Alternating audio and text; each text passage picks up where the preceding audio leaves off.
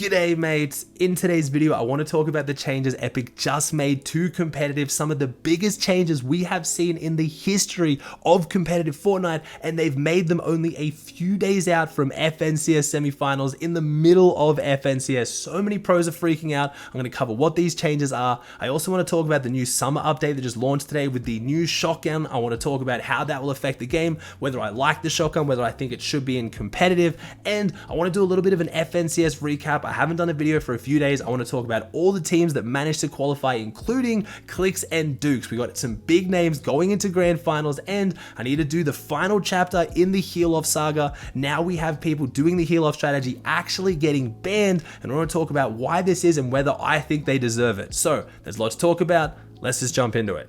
When I woke up this morning checking out the summer update, I thought a few things might have changed, but I didn't think we get anything massively affecting competitive. But this isn't part of the summer update, but we had one of the biggest changes to competitive I think we have ever seen. In the last 3 or 4 years since competitive has really been established, we have had Storm Surge as a mechanic in the game. It has not really changed at all. They tried to make a change where it did damage every 10 seconds instead of every 5. It didn't really work and they reverted. Other than that, Storm Surge pretty much hasn't changed in years until today. Fortnite Competitive tweeted out, "We'll be testing more aggressive Storm Surge values and its impact on server performance in tonight's NA East performance evaluation." They gave the times, and so we'll also be testing these values in the OCE and Asia Cash Cups on July 19th. Now, these are the new values. So, Storm 2, 90 players, which means that at Storm 2, if 90 players are up, Storm Surge is going to start. At Storm 3, you have 64. At Storm 4, you have 54. At Storm 5, 44. At Storm 6, 40. And at Storm 7, 30. Now, without going into too much detail on those, that pretty much means you have Storm Surge going almost immediately as the game starts. You only have one zone to get damage, and it's going to keep going until the end of the game in stacked lobbies. That is a massive change to the game. A whole bunch of pros are freaking out, and I know what you're thinking. It might not instantly be a bad thing. It might be good.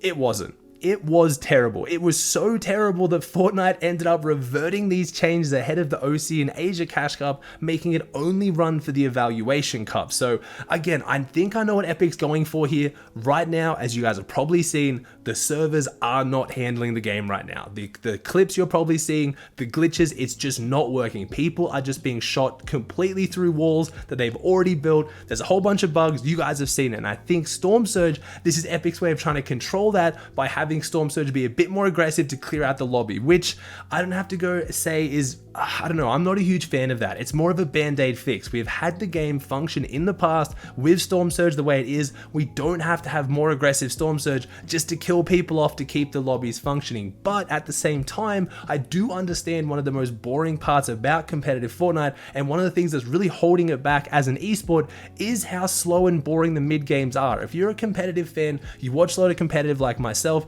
you kind of know what's going on, you're used to it, you kind of settle back, you relax, you follow the storylines, you follow the players, and it kind of keeps you entertained. But if you're a newer player getting into competitive Fortnite, you're probably wondering why there's that 10 minutes where almost nothing is happening. So a more aggressive Storm Surge could be a kind of fix to that. It could make the games more exciting, it could promote more engagements. It does have a lot of positives, but I think Epic missed the mark on this one, and obviously they know as well. But I've got to give props to Epic. This is what evaluation cups are for. We're supposed to be evaluating something. In the past, most of these evaluation cups run and we don't know what the point of them is. Are they testing the lag? Are they testing weapons? Like, what are they doing? This one had a very clear purpose, and they'd clearly scheduled it to run right after this update to see how it would go. And I've got to take my hats off. That's just good work by Epic right now. Yes, they missed the mark with the Storm Surge, but I love they tested it in a tournament that doesn't matter as much. It only runs on one region, the prize pool's way less, and now they've taken it out of the game rather than letting it run during a cash cup or even worse, FNCS.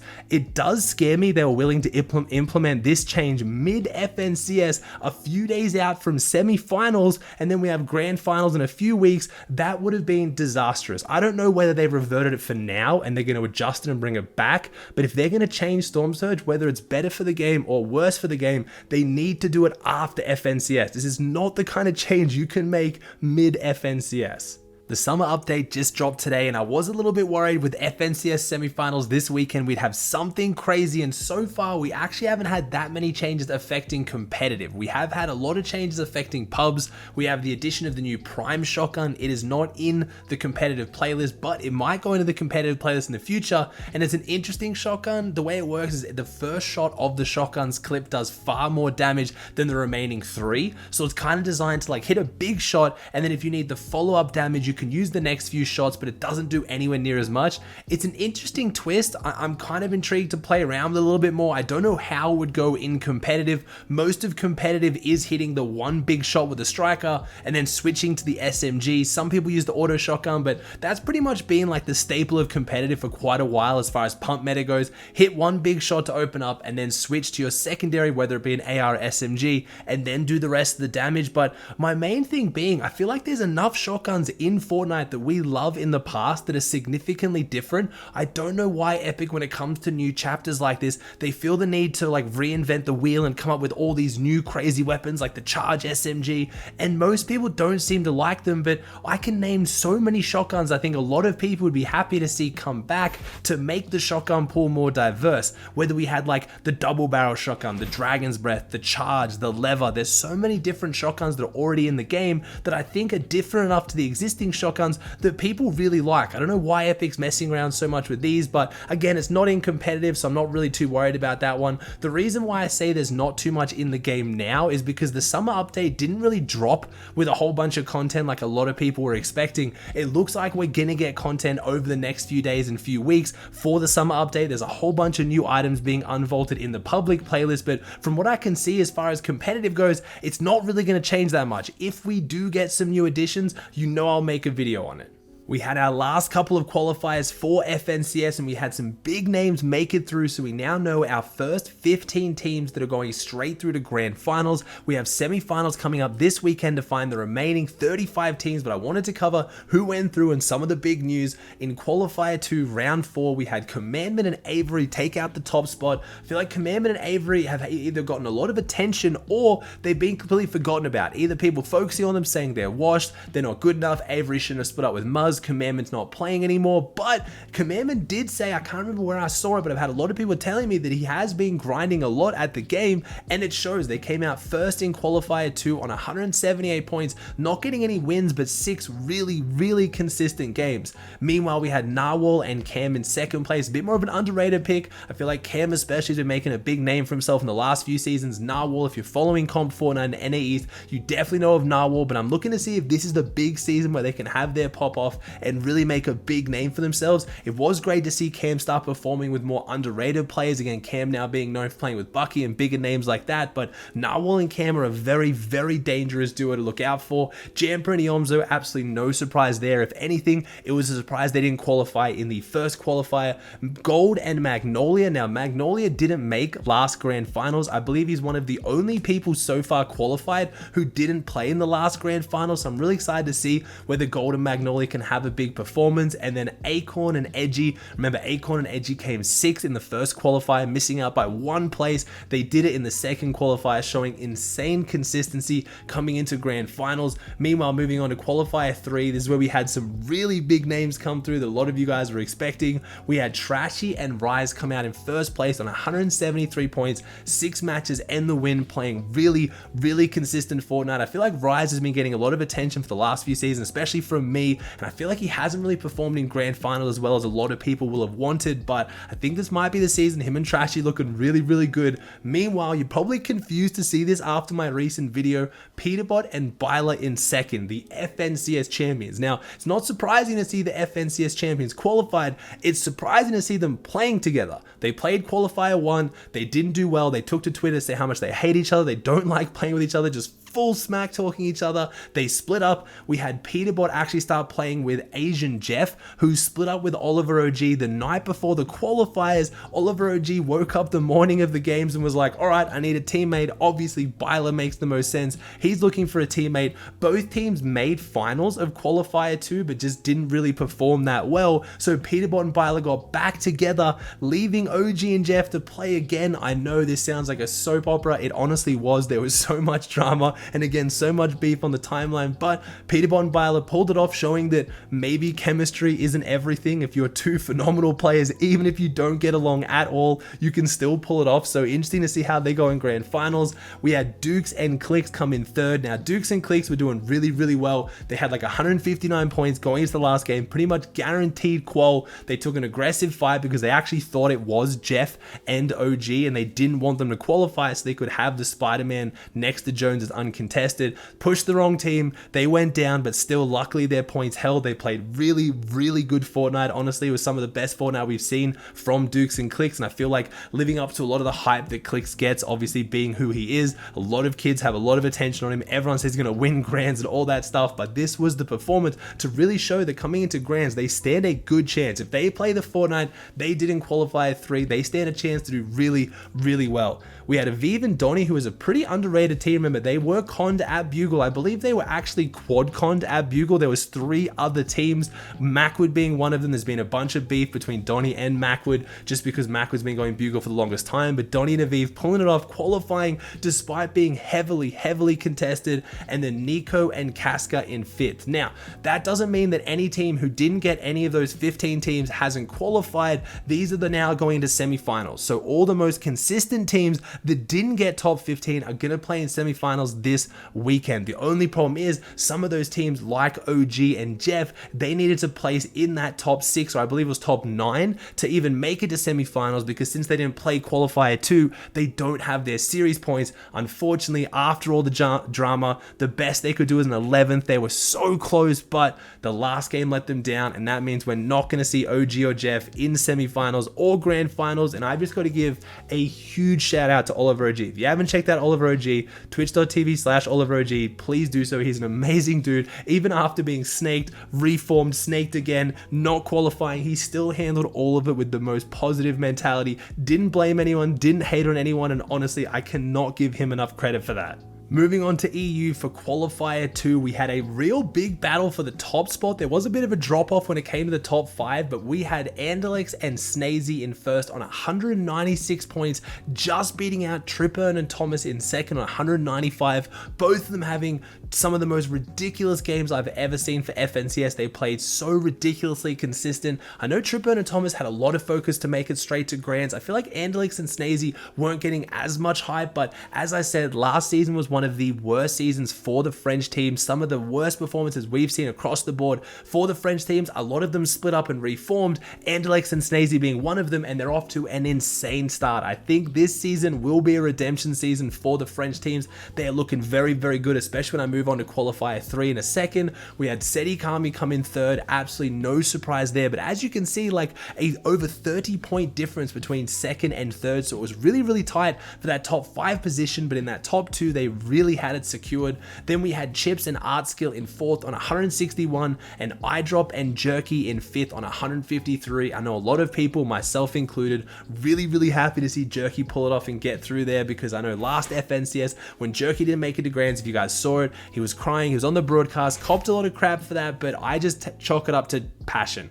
Jerky is one of the most passionate players I know. He played phenomenally. He deserves the qual, and I'm really excited to see him get in there. I was sad to see Frey and Flixie just miss out though in 6th place, 147 points. The reason why I'm so sad is because Frey was triple conned at Synapse, and Synapse is a good drop, but Synapse Station is not an insane drop, and to almost get top 5 while having 2 other teams contesting you was an insane effort. I'm really sad to see they didn't pull it off in the end, but they played amazing. In 7th place, just missing out, we had Hen and Mr. Savage doing their usual at Tilted, but honestly, if you're going to ask me what happened to Hen and Savage, their lack of grapple glove and how they had to rotate through the less than ideal lobbies. If you guys watch Savage's stream, you know what it looked like, just getting sprayed down, the most glitchy, just people teleporting through walls. I don't like to let a lot of people use that as an excuse, and yes, they could rotate earlier, maybe rotate differently, but I am 100% convinced if the servers were functioning as they should, Hen and Savage would have qualified, and that is an unfortunate statement to make, but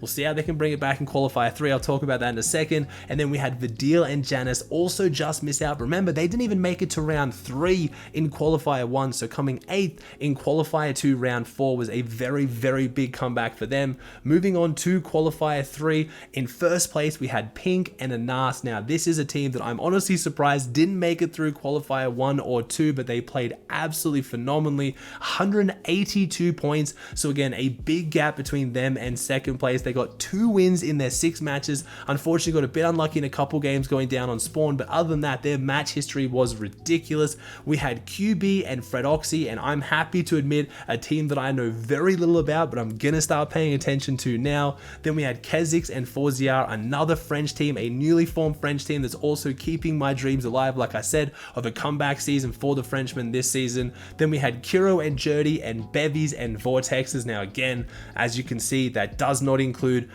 Savage and Hen. Now Savage and Hen were off to an insane start in qualifier 3. A lot of hope for them. People so excited they were going to be able to pull it off, but unfortunately they went from uncontested tilted to then getting contested. This obviously kicked off a whole bunch of drama, especially because at the hands of Bad Sniper, who has contested Savage multiple times in the past. He seems to love tilted, he seems to love lazy leg, just like Savage did. Seeing them go head to head was super unfortunate, because from that, after their 7 elim 4th, they started getting dropped on. They went down 44th, 45th, 33rd, and 44th. But if you're a Savage fan like I am, it means more content. We're going to see them in the semifinals. If you guys missed the announcement as well, we had the announcement that we had Mr. Savage as a free agent. If you guys didn't know, no longer signed to 100 Thieves, moving on to become Legends. And they are one of my favorite orgs because they make some of the best content in the competitive scene. They do a whole bunch of boot camps in Europe. They make awesome videos. They really do take care of their players. And I have to give a big shout out to Reno,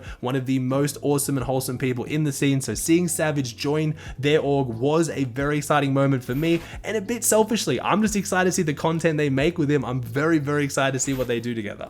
I think this might be the final chapter in the Heal Off saga. We have been talking about this for years. I made a recent video talking about how Epic was threatening to ban people if they did the Heal Off strategy, and now I talked about how one of the teams that qualified for the finals they were broadcasting was doing the very Heal Off strategy they tweeted out saying could be banned. Well, just as I predicted, they ended up broadcasting them doing it in the finals. They won one of the game. It was insane. Everyone was freaking out, and that is when we then finally got Epic taking the big stance that some people wanted them to take, a lot of people didn't want them to take. They actually banned the team that was doing the Heal Off strategy. They first gave them a warning and said, you are breaking terms of service for exploiting. If you do it again, you will get banned. They did it again, and they got banned, and now they are not the only one. We've seen other very popular Heal Off. Cray, one of the main people for popularizing Heal Off in the modern era, especially in chapter 2, the main person who came up with the Cray strat, which is obviously getting a bunch of slurp, getting a bunch of small fry,